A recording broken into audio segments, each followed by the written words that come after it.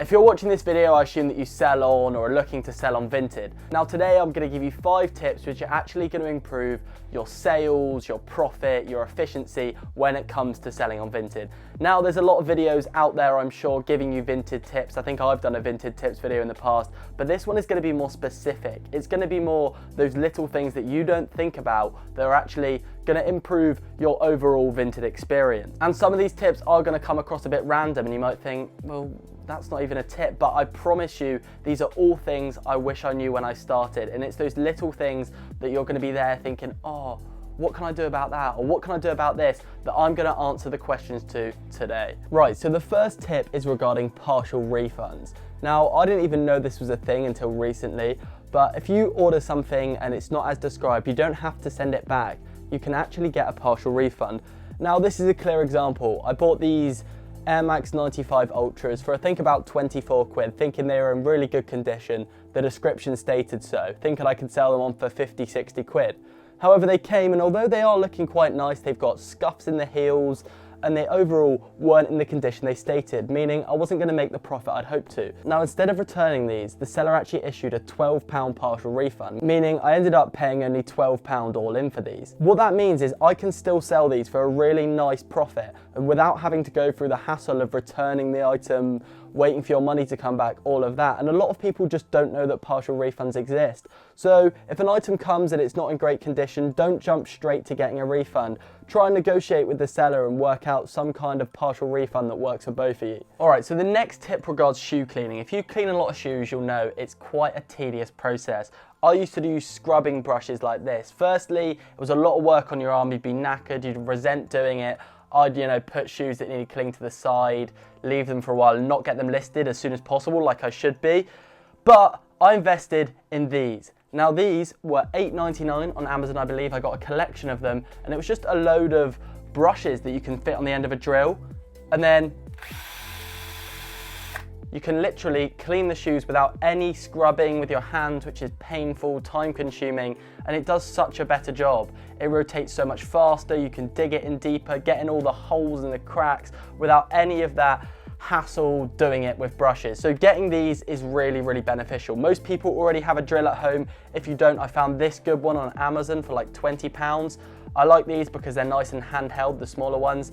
And then get the brushes, stick them on the end, bit of fairy liquid and some water, and you'll be flying in no time. Your shoes will be getting cleaned at about 3 times the speed. Right, so the third tip that I have for you regards your photos. Now, when you take your photos, a lot of the time, if you're just taking them on an iPhone, then you don't have any control over the white balance. And if you don't know what the white balance is, it's basically the temperature of your photos. Like, when you look at a light and sometimes it's a really bright white color versus one that's a much more orange color. Now, your phone can sometimes mess up the white balance of your photos, meaning that the whites in your photos come out looking a bit more orange or yellowy. And this can often put your buyers off buying your items because they think that it's stained, but it's actually just your photo messing it up.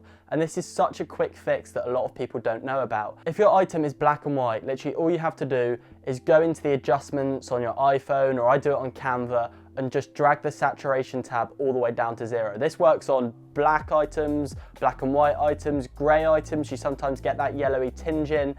And yeah, it's brilliant. Now, it can be a bit more difficult if you've got items with color in, but they've also got white in, because you can't fully desaturate it because you'll get rid of the color. Now, a quick fix for this is to take down the vibrancy of your item just slightly, and this can take out that yellowy tinge.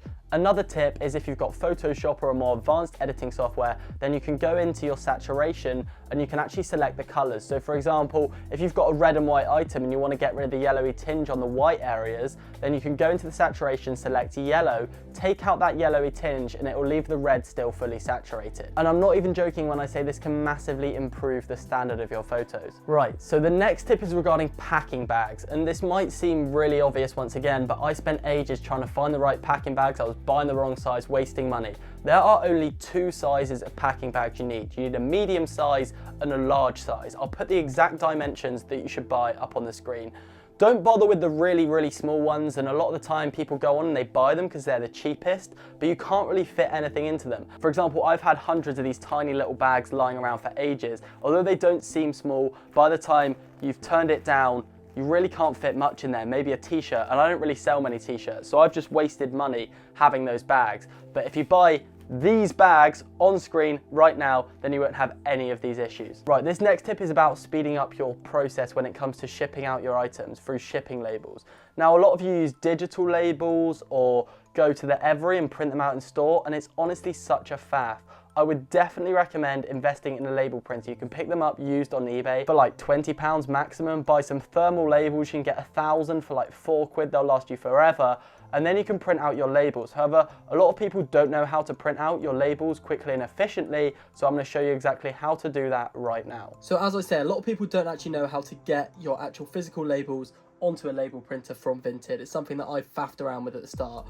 Firstly, you want to log into Vinted on your computer. This is really easy. Type in vinted.co.uk and log in. Then you want to go into your order, download your label, and then depending if you're on Mac or if you're on Windows, just press Command or Control P and then press print. And it's literally that simple, and a lot of people don't know how easy it is. And that's it, 5 tips which hopefully are going to really improve your Vinted experience. They're going to improve your sales, improve your visibility, improve the professionalism of your platform, your efficiency when you're uploading, posting.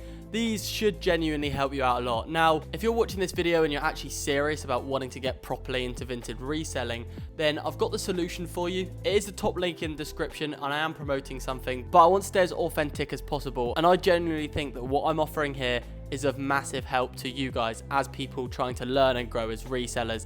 Now, it's a community where you can find out loads of information, knowledge, video courses, one-to-one coaching, support, and so much more from me directly and from other like-minded people like you within the group. We've also got a £450 competition currently running, which will be ending 2 days after this video is posted. So if you want to enter that, then now is your final chance. And also, we've been doing some crazy stock on there. I've been selling stock to group members. I sold these ACG hoodies at 35, and we've already had people selling them at 70. Easy, quick money flips. Anyway, check that out. It's the link in the description, and I will see you in the next video.